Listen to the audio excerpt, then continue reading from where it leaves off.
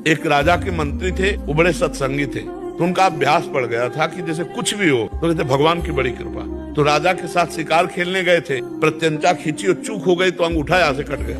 तो उनका मंत्री अंगूठा कट गया, तो उनका महाराज भगवान की बड़ी कृपा, मेरा अंगूठा कटा और तू कह रहा भगवान की कृपा, इसको जेल में डाल दो। बोले ये भी भगवान की बड़ी कृपा। उनको अनुभव था कि मंगल भवन भगवान से कभी अमंगल हो ही नहीं सकता।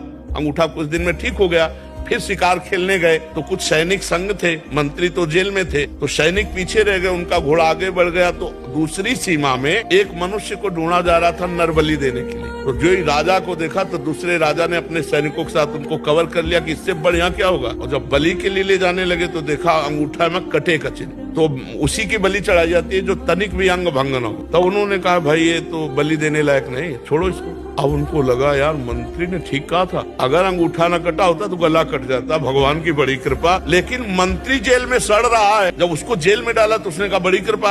अब गए सीधे मंत्री को बुलाया और कहा भाई हमारा अंगूठा अगर ना कटा होता तो गला कट जाता, पूरी बात बताए, लेकिन तुम जेल में सड़ रहे हो, ये कौन सी तुम्हारी कृपा।